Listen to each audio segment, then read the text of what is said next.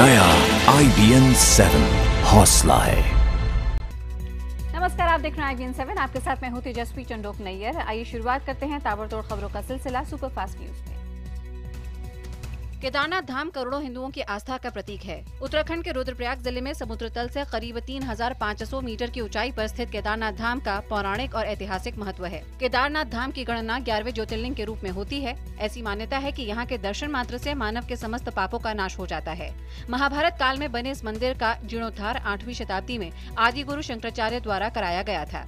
यहाँ स्थित शिवलिंग को स्वयंभू माना जाता है। इस प्रधान तीर्थ के बारे में कहा जाता है कि इस धाम के दर्शन के बिना बद्रीनाथ धाम की यात्रा सफल नहीं मानी जाती। अब से कुछ देर के बाद केदारनाथ के पट खुल जाएंगे। ये ठीक सामने आप ये देख रहे हैं, ये पूर्व द्वार है, ये मुख्य द्वार नहीं है, लेकिन यहीं पर वो मंदिर समिति का ताला लगा है, यहीं पे वो नाग ताला जिसके बारे में बात हो रही है। और इस सब पूरे विषय पे बातचीत करने के लिए हमारे साथ स्वामी संविदानंद जी मौजूद हैं, जो कि नासिक से आए हैं और पिछले 15 साल से ओपनिंग और क्लोजिंग केदारनाथ के लिए यहाँ पे आते हैं। स्वामी जी, आज की परंपरा क्या कहती है अंदर, जब आप, क्योंकि आप भी जाते हैं, तो क्या परंपरा रहती है? आज 8:50 के ऊपर बाबा केदारनाथ जी का ये पूर्व दरवाजा वैदिक ब्राह्मणों के द्वारा वेदोच्चारों मंत्रों के द्वारा ये खुलेगा। आज बाबा केदारनाथ के कपाट खोले जाएंगे। सुबह ठीक 8:50 पर मिथुन लग्न में केदारनाथ के कपाट श्रद्धालुओं के लिए खोले जाएंगे। इससे पहले डोली की पूजा अर्चना की जाएगी। आपको बता दें कि बाबा केदारनाथ की डोली कल देर शाम अपने धाम केदारनाथ पहुंची।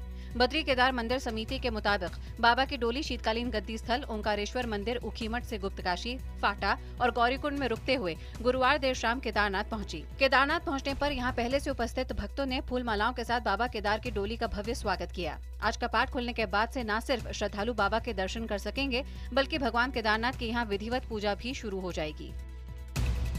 दर्शनों के लिए सैकड़ों श्रद्धालु केदारनाथ पहुंच रहे हैं। चार धाम यात्रा के लिए लोगों का उत्साह देखते ही बनता है। लेकिन मौसम विभाग ने चार धाम यात्रा के लिए लोगों को आगाह किया है। अगले पूरे हफ्ते उत्तराखंड के ऊंचाई वाले इलाकों में बारिश होने का अनुमान है। चार धाम यानी गंगोत्री, यमुनोत्री, केदारनाथ और बद्रीनाथ में 25 तारीख को 2 से 4 सेंटीमीटर की बारिश हो सकती है। आपको बता दें कि बद्रीनाथ धाम के कपाट 26 अप्रैल को खुलेंगे। राहुल गांधी भी भगवान केदारनाथ के दर्शन करेंगे और पूजा अर्चना करेंगे। इसके लिए कल दोपहर 12 बजे राहुल गांधी जॉलीग्रांट एयरपोर्ट पहुंचे। फिर वहां से हेलीकॉप्टर से गौरीकुंड पहुंचे। गौरीकुंड से उन्होंने पैदल केदारनाथ धाम की यात्रा शुरू की। करीब 18 किलोमीटर पैदल चलकर राहुल गांधी लिंचौली पहुंचे। पैदल यात्रा के दौरान राहुल गांधी ने यात्रा मार्ग पर काम कर रहे लोगों, घोड़ा खच्चर मालिकों और स्थानीय दुकानदारों से मुलाकात की और उनका हालचाल जाना। लिंचौली में रात गुजारने के बाद आज वो पैदल केदारनाथ धाम पहुंचेंगे, जो कि लिंचौली से करीब 8 किलोमीटर है। अब केदारनाथ की पैदल यात्रा महज 200 रुपए में की जा सकती है। 200 रुपए में एक तीर्थयात्री को एक वक्त का नाश्ता, 3 वक्त का खाना, टेंट में रात गुजारने की सुविधा भी मिलेगी। इतने सस्ते में केदारनाथ की यात्रा पहले कभी नहीं की जा सकती थी। अगर आप प्री फैब्रिकेटेड हट्स में रात गुजारना चाहते हैं तो फिर आपकी जेब में 300 रुपए होने चाहिए। इससे पहले इन सुविधाओं के लिए 1 से 3,000 रुपए तक चुकाने होते थे। किसान गजेंद्र सिंह की मौत की जांच को लेकर दिल्ली पुलिस और दिल्ली सरकार के बीच टकराव बढ़ता जा रहा है। दिल्ली पुलिस ने दिल्ली सरकार की जांच पर सवाल उठाते हुए चिट्ठी लिखी कि गजेंद्र की मौत के मामले में FIR दर्ज है, ऐसे में डीएम को जांच का अधिकार नहीं है। जिसके बाद डिस्ट्रिक्ट मजिस्ट्रेट ने दिल्ली पुलिस को चिट्ठी लिखी है कि पुलिस शुक्रवार सुबह 11 बजे तक मामले की विस्तृत स्टेटस रिपोर्ट सौंपे। चिट्ठी में डीएम ने कहा है कि अगर सुबह 11 बजे तक स्टेटस रिपोर्ट नहीं दिया गया तो पुलिस के खिलाफ पुलिस में ही शिकायत दर्ज कराई जाएगी। आम आदमी पार्टी की रैली में किसान गजेंद्र की खुदकुशी मामले में दिल्ली पुलिस की क्राइम ब्रांच 5 बिंदुओं पर जांच आगे बढ़ा रही है। गजेंद्र को किसने दिल्ली बुलाया? दिल्ली आकर गजेंद्र कहां रुका? गजेंद्र रैली के आयोजकों से कब मिला? गजेंद्र के मोबाइल फोन डिटेल के जरिए ये पता लगाया जाएगा कि इस मामले में उसकी कब किससे बात हुई। दिल्ली पुलिस ने 31 चैनलों से फुटेज भी मांगी है। दिल्ली पुलिस क्राइम ब्रांच के 9 अधिकारियों की टीम राजस्थान के दौसा पहुंच चुकी है और गजेंद्र के परिवार वालों के बयान दर्ज कर रही है। किसान गजेंद्र की मौत के मामले में दिल्ली पुलिस की क्राइम ब्रांच मुख्यमंत्री अरविंद केजरीवाल, उप मुख्यमंत्री मनीष सिसोदिया समेत आम आदमी पार्टी के कई बड़े नेताओं और कार्यकर्ताओं से पूछताछ कर सकती है। ऐसा इसलिए क्योंकि मामले में पुलिस ने अज्ञात लोगों के खिलाफ जो FIR दर्ज की है उसमें साफ तौर पर कहा गया है कि आम आदमी पार्टी के नेता मंच से गजेंद्र को पेड़ पर चढ़ने के लिए उकसा रहे थे और तालियां बजा रहे थे। सूत्रों के मुताबिक पुलिस ने मुख्यमंत्री और उप मुख्यमंत्री से पूछताछ करने के लिए उपराज्यपाल को पत्र लिखकर अनुमति मांगी है। अनुमति मिलने के बाद दोनों नेताओं से पूछताछ की जाएगी। आम आदमी पार्टी के नेता संजय सिंह के नेतृत्व में पार्टी के कुछ प्रतिनिधि आज राजस्थान के दौसा जिले स्थित गजेंद्र के गांव जाएंगे और उसके घर वालों से मिलकर शोक संवेदना जाहिर करेंगे। यही नहीं, आत्महत्या करने वाले किसान गजेंद्र सिंह द्वारा लिखे गए सुसाइड नोट को दिल्ली पुलिस फॉरेंसिक जांच के लिए भेजेगी। गजेंद्र की मौत के बाद उसके पास से ये सुसाइड नोट मिला था, जिसमें कहा गया था कि फसल बर्बाद होने के बाद उसे घर से निकाल दिया गया। वहीं गजेंद्र के परिवार ने सुसाइड नोट को खारिज कर दिया है। किसान गजेंद्र के परिवार ने आम आदमी पार्टी की तरफ से दी गई 10 लाख रुपए की मदद लेने से इनकार कर दिया है। गजेंद्र के भाई का कहना है कि वो खुद आम आदमी पार्टी को 1 करोड़ रुपए दे देंगे, क्योंकि मुआवजे से इंसान वापस नहीं आता। गजेंद्र के भाई देवेंद्र ने ये भी कहा कि उनके भाई के पास 1.5 लाख रुपए और 3 मोबाइल थे, जो मौत के बाद से गायब हैं। देवेंद्र के मुताबिक गजेंद्र ने खुद ये सारी बातें अपनी बहन को फोन पर बताई थी। दिल्ली कांग्रेस अध्यक्ष अजय माकन के नेतृत्व में कांग्रेस कार्यकर्ताओं ने गुरुवार को हाथ में बैनर लेकर जंतर मंतर पर कैंडल लाइट मार्च निकाला। इस मौके पर माकन ने कहा कि हम यहां गजेंद्र सिंह को श्रद्धांजलि देने आए हैं। माकन ने गजेंद्र की मौत के लिए आम आदमी पार्टी को जिम्मेदार बताया। उन्होंने कहा कि इतने बड़े प्रोग्राम के आयोजन में फायर ब्रिगेड और एम्बुलेंस जरूर होने चाहिए थे। आम आदमी पार्टी की रैली में जंतर मंतर पर किसान गजेंद्र की खुदकुशी के बाद लोगों में खासा गुस्सा है। इसी कड़ी में एएपी नेता सोमनाथ भारती के ऊपर स्याही फेंक दी गई। बताया जा रहा है कि आईआईटी दिल्ली में कार्यक्रम में गए सोमनाथ भारती जैसे ही कार्यक्रम खत्म होने के बाद बाहर आए, कुछ लोगों ने उन पर स्याही फेंक दी। यही नहीं, लोगों ने दिल्ली के सीएम अरविंद केजरीवाल के खिलाफ मुर्दाबाद के नारे भी लगाए। श्रीनगर के मंदिरबाग इलाके में अचानक आग लगने से हड़कंप मच गई है। आग की चपेट में आने से 1.5 दर्जन दुकानें जलकर खाक हो गईं। आग को बुझाने के लिए दमकल कर्मियों को कड़ी मशक्कत करनी पड़ी। स्थानीय लोगों ने भी आग बुझाने में दमकल कर्मियों की मदद की। पुलिस आग लगने की वजह शॉर्ट सर्किट बता रही है।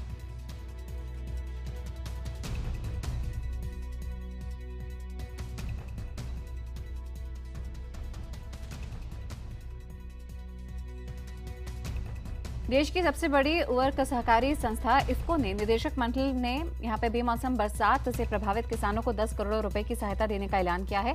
किसानों की मदद को लेकर इफ्को के अध्यक्ष बलविंदर सिंह नकई ने बताया है कि 10 करोड़ रुपए इफ्को किसान सेवा ट्रस्ट के माध्यम से दिए जाएंगे।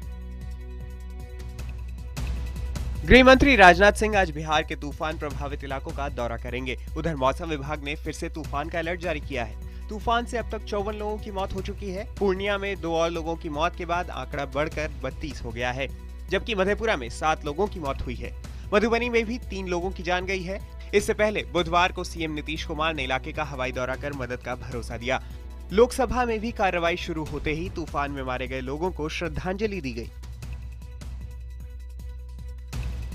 दिल्ली में आम आदमी पार्टी की विधायक अलका लांबा के साथ छेड़छाड़ का मामला सामने आया है। बताया जा रहा है कि गुरुवार को वो अपने क्षेत्र बल्ली मारान में लोगों की शिकायतें सुन रही थी। उसी दौरान एक युवक आया। पहले उसने आंख मारी, फिर अलका लांबा के कंधे को टच किया। इस पर गुस्साई अलका ने तुरंत उस युवक को 2 थप्पड़ रसीद कर दिए और पुलिस को बुलाकर उसे गिरफ्तार करवाया। अलगाववादी नेता मसर्रत आलम पर घाटी में फिर सियासत गरमा गई है। जम्मू कश्मीर सरकार ने मसर्रत पर पब्लिक सेफ्टी एक्ट लगाकर उसे जम्मू की कोट बलवाल जेल में शिफ्ट कर दिया है। मसर्रत पर पब्लिक सेफ्टी एक्ट लगाने का हुर्रियत कॉन्फ्रेंस ने विरोध किया है। कॉन्फ्रेंस ने इसके विरोध में आज जुम्मे की नमाज के बाद विरोध प्रदर्शन करने का ऐलान किया है। हुर्रियत ने 25 अप्रैल को मसर्रत के समर्थन में कश्मीर बंद का भी आह्वान किया है। गुड्स एंड सर्विसेज टैक्स यानी कि जीएसटी संशोधन बिल को सरकार आज लोकसभा में पेश कर सकती है। सूत्रों के मुताबिक सरकार कोशिश कर रही है कि इस बिल को सोमवार तक पास करवा ले। बीजेपी इस बिल के सदन में पेश होने के वक्त सभी सांसदों के मौजूद रहने के लिए एक व्हिप भी जारी कर सकती है। इस बिल को पास कराने के लिए सरकार को लोकसभा में 2/3 बहुमत की जरूरत है। सरकार ने 1 अप्रैल 2016 से देश में जीएसटी लागू करने का लक्ष्य रखा है। श्रीनगर के मंदिरबाग इलाके में अचानक आग लगने से हड़कंप मच गई। आग की चपेट में आने से 1.5 दर्जन दुकानें जलकर खाक हो गईं। आग को बुझाने के लिए दमकल कर्मियों को कड़ी मशक्कत भी करनी पड़ी। स्थानीय लोगों ने भी आग बुझाने में दमकल कर्मियों की मदद की। पुलिस आग लगने की वजह शॉर्ट सर्किट बता रही है।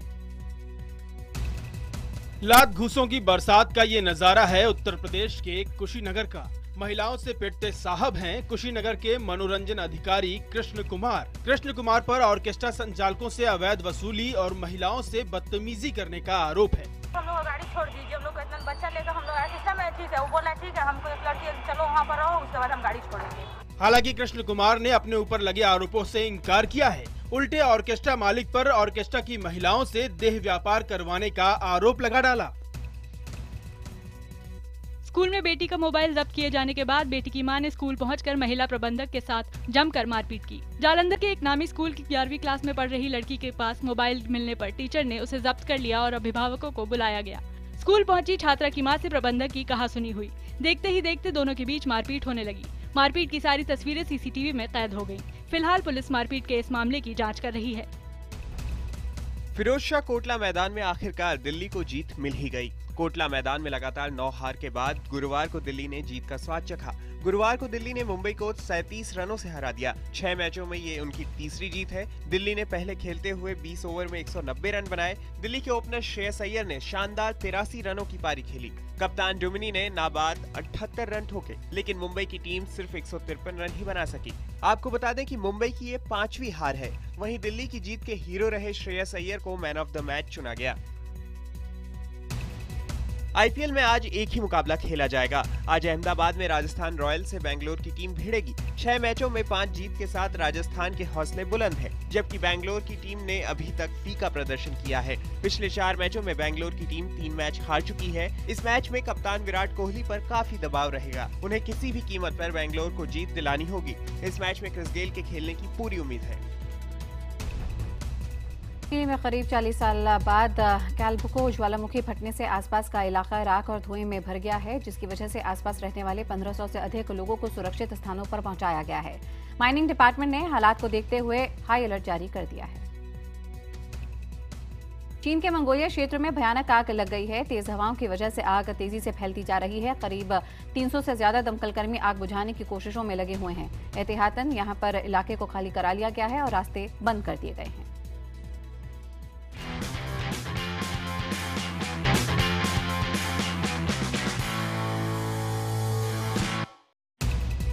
सलमान के फैंस के लिए अच्छी खबर है। सलमान खान फिर से फिल्म बजरंगी भाईजान के सेट पर लौट आए हैं। 2 दिन पहले शूटिंग के दौरान सलमान के कान में इन्फेक्शन हो गया था। उसके बाद फिल्म निर्देशक कबीर खान को शूटिंग रोकनी पड़ी थी। 2 दिन इलाज कराने के बाद जब सलमान की हालत में सुधार आया तो वो फिर बजरंगी भाईजान की शूटिंग करने सेट पर आ गए। इस फिल्म की शूटिंग इन दिनों जम्मू कश्मीर के अनंतनाग जिले में चल रही है। नवाजुद्दीन सिद्दीकी सुजॉय घोष की अगली फिल्म में एक बॉक्सर के किरदार में नजर आएंगे। ये फिल्म है the devotion of suspect x और एक किताब पर यह आधारित है। सैफ अली खान और कंगना रनौत मुख्य भूमिका में हैं। शाहरुख खान ने राहुल ढोलकिया के निर्देशन में बन रही रईस की शूटिंग फिर से शुरू कर दी है। ये फिल्म अब अगले साल ईद पर रिलीज होगी। फिल्म में शाहरुख अहम किरदार में हैं और उनके ऑपोजिट पाकिस्तानी अभिनेत्री माहिरा खान नजर आएंगी। ज्वेलरी ब्रांड के नए ऐड की वजह से ऐश्वर्या राय बच्चन ने सफाई देते हुए बयान जारी कर कहा है कि अंतिम रूप से छपे विज्ञापन में फोटो के साथ बदलाव किया गया है। दरअसल इस ऐड को नस्लभेद और बाल मजदूरी को बढ़ावा देने वाला बताया जा रहा है। सुशांत सिंह राजपूत साजिद नाडियाडवाला की अगली फिल्म पर काम करना शुरू कर चुके हैं। इस फिल्म के निर्देशक का नाम अब तक तय नहीं हुआ है। ये फिल्म एक बड़े बजट की रोमांटिक एक्शन थ्रिलर है। पाकिस्तानी सिंगर आतिफ असलम का पुणे में लाइव कॉन्सर्ट होने वाला था, जिसे शिवसेना की धमकी के चलते रद्द कर दिया गया। कॉन्सर्ट के ऑर्गेनाइजर्स ने यहां पे करीब 1000 टिकट बेच दिए थे, जिन्हें अब रिफंड कर दिया गया।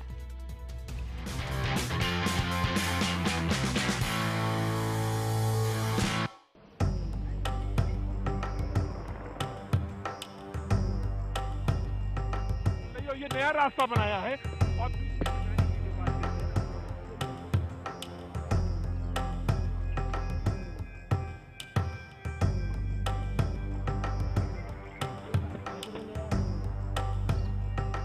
बाबा केदारनाथ एक बार फिर हैं दर्शन देने के लिए तैयार। देखेंगे लाइव सिर्फ IBN 7 के साथ।